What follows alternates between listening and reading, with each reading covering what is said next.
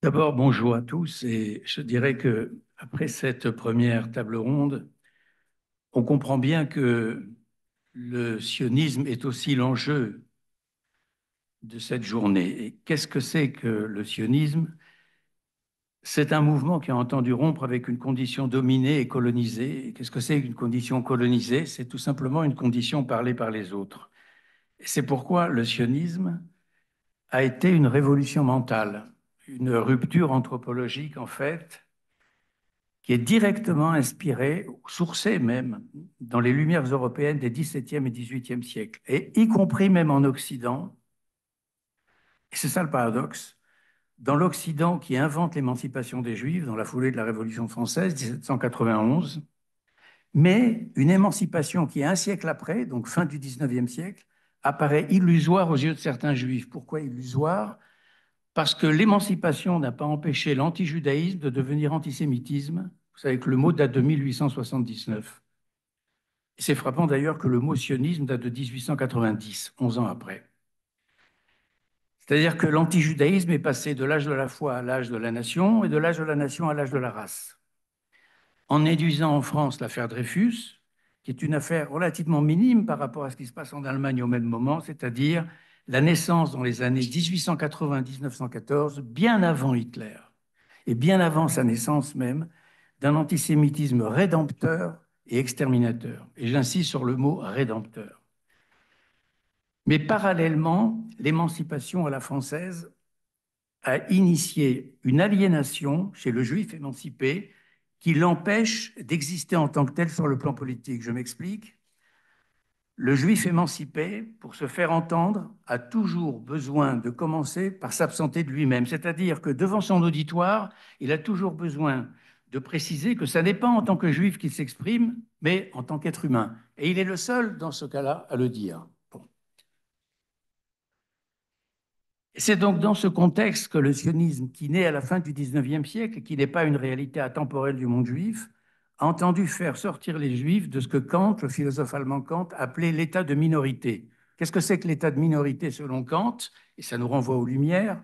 C'est, ça pourrait être résumé par la formule suivante, obéissez et ne raisonnez pas.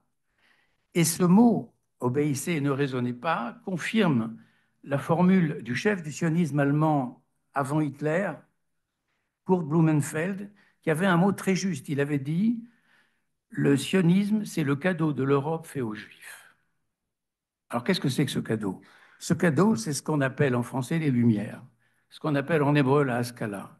Et ce que les Allemands ont appelé, tout ça c'est concomitant, l'Aufklärung, c'est-à-dire un projet universaliste d'émancipation individuelle, un projet d'autonomie du sujet, un projet qui fait le pari de la raison et de l'intelligence, ça ce sont les mots de Condorcet. Et au cœur de la Haskalah, des Lumières si vous préférez, qu'est-ce que demande le sionisme aux Juifs de la fin du XIXe siècle? Il leur demande, par rapport à toute la tradition, de penser historiquement leur situation, de se situer historiquement, d'avoir, je reprends ici le mot de l'écrivain romain latin Horace, d'avoir le courage de penser, le courage de savoir. Et Kant, d'ailleurs, s'est beaucoup servi de cette formule d'Horace pour caractériser les Lumières. Ayez le courage de connaître et de savoir. Et donc de comprendre qu'opprimés comme peuple, les Juifs ne peuvent pas se libérer en tant qu'individus. Ils ne peuvent se libérer qu'en tant que peuple. Et ça rejoint exactement ce qu'un haut fonctionnaire français au Maroc, en 1946, disait du sionisme. Il disait que le sionisme impliquait, induisait, recherchait un relèvement moral, un relèvement moral. Et il écrivait des militants sionistes du Maroc, on est en 1946, et ces mots viennent d'un non-juif. Il écrivait des militants sionistes du Maroc qu'ils étaient animés, je cite, hein, par le souci maladif de rétablir le peuple juif dans toute sa fierté et sa dignité. Et donc c'est pourquoi je dirais qu'il faut partir de cela. Le sionisme, c'est au premier chef une restauration de la dignité, c'est la volonté d'en finir avec ce que Jabotinsky a appelé notre mal le plus profond, le mépris de nous-mêmes, et d'en finir aussi avec autre chose, une compagne permanente de l'existence juive, mais qui est souvent refoulée et niée, c'est-à-dire la peur. Le sionisme entend finir avec la peur. Souvent, le problème, et ça a été abordé dans les interventions qui m'ont précédé, c'est que l'émancipation du juif paraît difficile à accepter dans les mondes chrétiens et musulmans qui sont nés du judaïsme et dont toute l'économie psychique, je parle du christianisme et de l'islam, a été construite sur la minoration du sujet juif, à commencer par le monde arabo-musulman, où la condition de dhimmi, qui a été abolie par l'Empire ottoman en 1856, et qui n'a jamais été rétablie par les États arabes indépendants. Mais cette condition de dhimmi, elle constitue jusqu'aujourd'hui un verrou anthropologique majeur qui est l'une des clés de la persistance de ce conflit qui est vieux de 140 ans. C'est probablement le conflit le plus ancien de la planète pour une population dérisoire, 15 à 17 millions d'individus entre Palestiniens et Israéliens, et un territoire grand comme 4 départements français. Alors, qu'est-ce que c'est que la condition de dhimmi? Je ne veux pas faire ici un topo sur le dhimmi, d'autant que beaucoup savent ce qu'il en est dans cette salle. Je dirais en quelques mots, la condition de dhimmi, c'est une condition juive opprimée, où dans le monde arabo-musulman, le mot juif lui-même est une insulte. C'est tellement une insulte qu'au Maghreb, on le fait précéder par le mot hachek, c'est-à-dire excusez-moi de prononcer un mot aussi épouvantable, aussi grossier. C'est un monde donc où l'existence de l'État d'Israël est vue comme une humiliation suprême. C'est un mot où qui implique que l'État d'Israël est vu comme ce que Rima Hassan disait récemment, il y a un an je crois, une monstruosité sans nom. Il faut comprendre d'où viennent ces mots de Rima Hassan. Ils viennent de toute la tradition arabo-musulmane.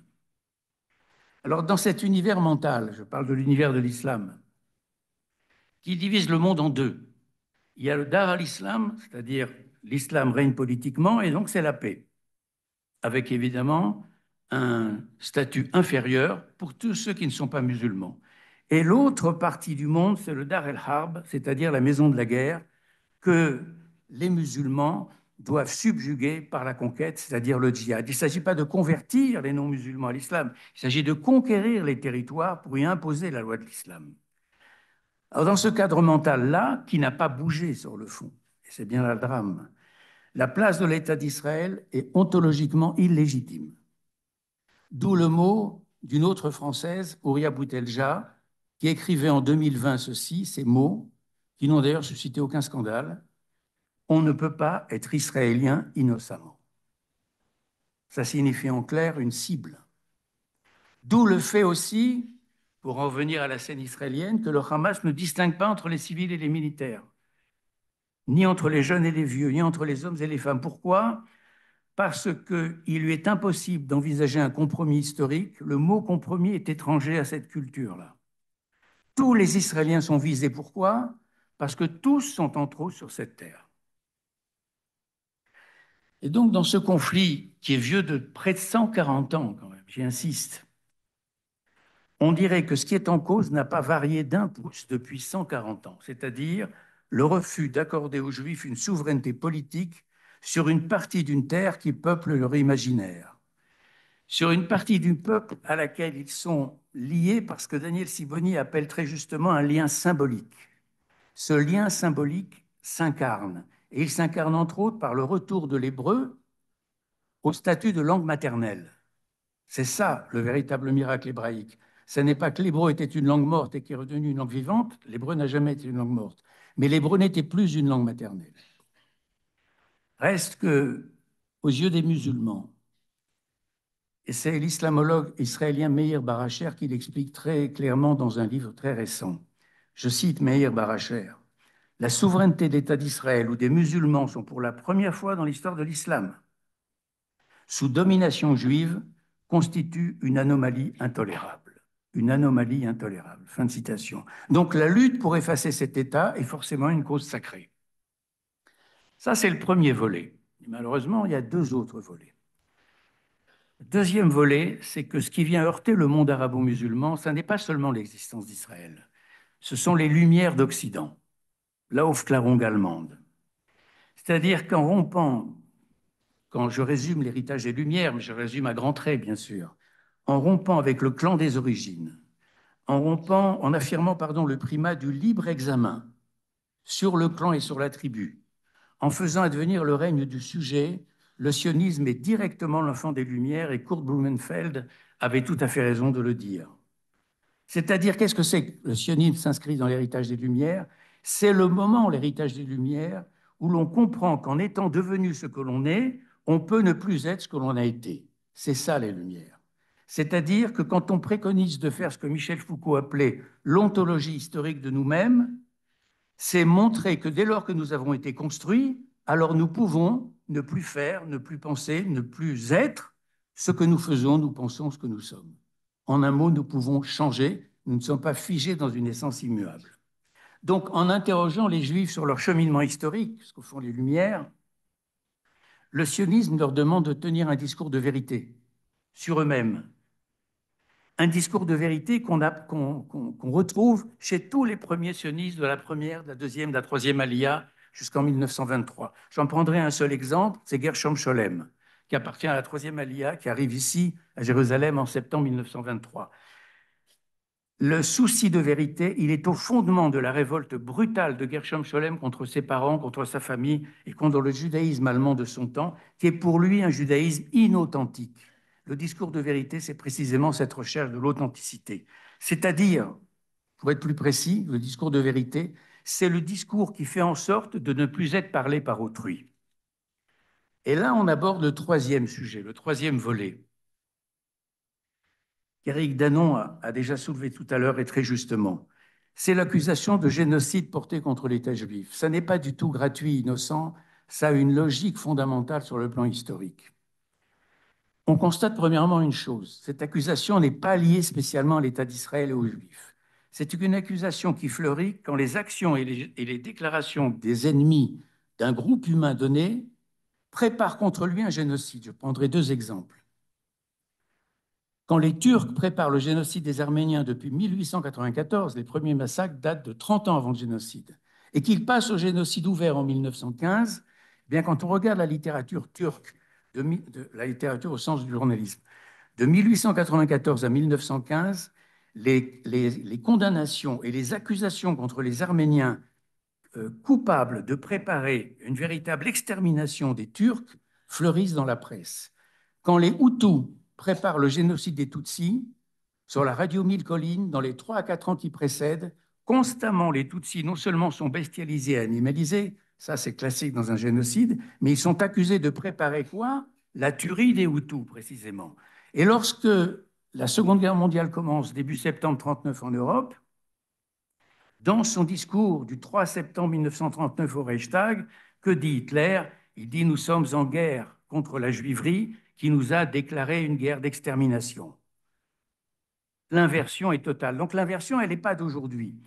Elle est depuis longtemps. C'est-à-dire que cette accusation prépare les esprits, aussi bien chez les Arméniens, les Tutsis, les Juifs, on peut prendre d'autres exemples.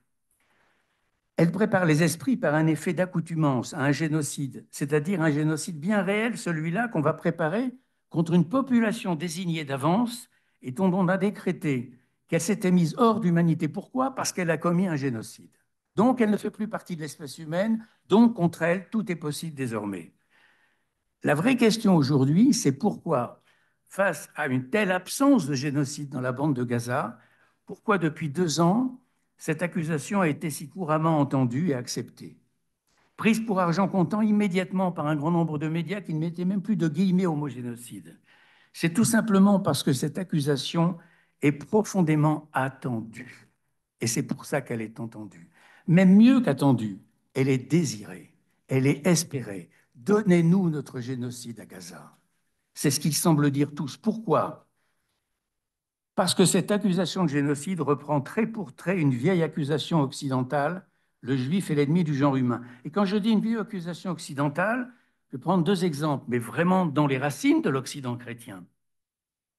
Paul, première épître aux Thessaloniciens, il dit des Juifs, ces gens-là ont mis à mort Jésus, le Seigneur et les prophètes, ils nous ont persécutés, ils ne plaisent pas à Dieu, ils sont les ennemis de tous les hommes. L'Évangile selon saint Jean, il parle des Juifs et il dit cette formule lapidaire, ils ont le diable pour père. 19 siècles plus tard, Streicher, le chef du journal Der Stürmer, l'un des plus antisémites qui soit.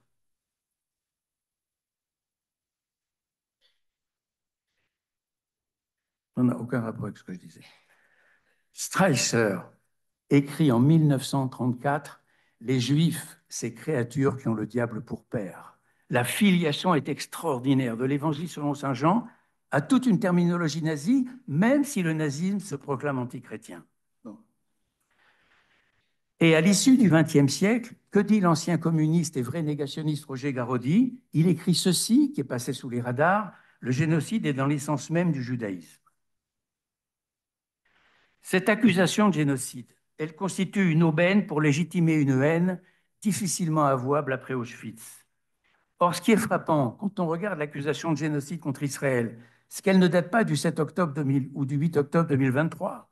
Elle ne date pas de la guerre du Liban de 82, elle date de 1947. En 1947, le délégué syrien aux Nations Unies accuse les Juifs de Yishuv de massacrer systématiquement les Palestiniens. En 1948, lors de la première guerre israélo-arabe, l'accusation revient. Et effectivement, lors de la guerre du Liban, en 82, vous avez dans la presse française cette phrase, il y a 43 ans de cela, hein. L'extermination systématique des Palestiniens est un authentique génocide. Cette fois, l'Holocauste est retourné. Qui est l'auteur de cette phrase? Maurice Bardèche, l'un des chantres du fascisme français, le beau-frère de Robert Brasillac. Il écrit ça en 82. Alors, dans les sociétés des religions révélées, la marque d'infamie qui exclut l'espèce humaine, c'était jadis le déicide. Dans nos sociétés, qui ont très largement déserté la foi, à quelques exceptions près, dans nos sociétés sécularisées, le crime suprême, c'est le crime de génocide. Mais ce qui est très important à noter, c'est que la matrice mentale de ces mythes est la même. Il s'agit de faire disparaître le signe juif. Non par besoin d'un bouc émissaire, pas du tout, mais parce que le signe juif, c'est à la fois le signe de l'origine et le signe de la loi qui bride la tentation de l'hubris, et donc qui cristallise la haine. Il faut quand même s'interroger sur cette phrase de cet historien qui écrivait « Les judéophobes de tous les pays n'ont jamais pardonné aux Juifs le fait même d'exister ». On dirait que ça a été écrit hier. Non, ça a été écrit il y a 130 ans par l'historien russe Simon Doubnov. Et il avait déjà pointé l'essentiel, le fait même d'exister. Alors aujourd'hui, donc, l'État d'Israël génocidaire a pris le relais du peuple déicide d'autrefois. Jadis, je parle du bas Moyen-Âge, c'est-à-dire entre le XIIIe et le XVe siècle, le juif était empoisonneur des puits, il volait le sang des enfants chrétiens, et ça depuis le XIe déjà. Il était le pourvoyeur de la peste. Aujourd'hui, c'est fini tout cela, bien sûr. Aujourd'hui, il est l'affameur d'une humanité souffrante, mais à plusieurs siècles de distance, le destin est le même. Hier, il s'agissait d'exclure de l'espèce humaine. Aujourd'hui, il s'agit d'exclure du registre des nations. Et cette petite musique de mort, qui dure depuis des années et qui s'est accentuée depuis le 8 octobre 2023, elle progresse quand elle réclame un seul état de la mer au fleuve. Personne n'est dupe, tout le monde sait ce que signifie cette formule. Mais un état qu'on aura préalablement discrédité dans les consciences par l'accusation de génocide, et dont on suggère à bas bruit, doucement, on insinue, et ça pénètre progressivement dans les esprits peu informés, que la création de cet état en 1948 aurait sans doute été une erreur historique, qu'il s'agit d'un tardif surgent du colonialisme occidental, et même mieux, que cet État, comme le disait Dominique de Villepin il y a quelques années, n'aura été qu'une parenthèse dans l'histoire du Moyen-Orient, et qu'il ne durera pas plus que les États croisés du XIIe siècle, et qu'après lui, le cours normal de l'histoire reprendra. Donc on peut dire que l'inversion victimaire est réussie, ça c'est indéniable. C'est une inversion victimaire qui transpose sur la Shoah la situation actuelle. Ce qu'on entend aujourd'hui, c'est un génocide est en cours à Gaza et vous ne faites rien. Inversion victimaire quand, à partir des massacres génocidaires du 7 octobre, elle débouche quelques semaines plus tard seulement sur l'accusation de génocide visant les victimes du 7 octobre. Et quand elle reproduit à l'identique, là encore, un schéma très ancien de l'histoire occidentale ou de l'histoire musulmane, un schéma dans l'histoire occidentale qui remonte au XIIIe, XIVe siècle, et qui disait ceci: l'Église diabolisait les Juifs, ça on le savait, fils du diable, enfant de la mort, le diable pour père, etc. Et en même temps qu'elle les diabolisait, elle les accusait de préparer ensuite un complot destiné à détruire la chrétienté. Ces deux temps-là, vous les retrouvez dans l'accusation actuelle de génocide. Et donc, face à ce délire en acte, parce qu'on est face à une pathologie collective ici, à une psychopathologie collective, le sionisme s'affirme plus encore comme l'héritier des Lumières. Pourquoi?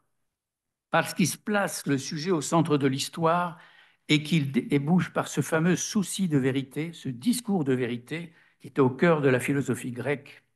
Il débouche sur la transformation de soi. Souvenez-vous, dans la deuxième et la troisième alia, c'est-à-dire entre 1904 et 1924, il y avait un mot qu'on utilisait toujours chez les pionniers de ces deux aliotes-là, c'est que le pionnier qui arrivait en Eretz Israël devait viser la Agshama Atzmit. Agshama Atzmit, c'est-à-dire la réalisation personnelle, le changement personnel sur lui-même. Et c'est pourquoi je dirais que c'est vrai que le sionisme, on peut le traiter historiquement, hein, il commence à telle date et il se poursuit jusqu'à aujourd'hui, il n'est pas terminé, bien sûr. Mais en fait, le sionisme, c'est beaucoup moins une période bornée chronologiquement qu'une attitude devant la vie. Et qu'est-ce que c'est que cette attitude devant la vie? C'est tout simplement une attitude qui ne cherche pas seulement à sortir les Juifs de la galoute, mais qui cherche beaucoup plus profondément à sortir la galoute de l'esprit des Juifs. Merci.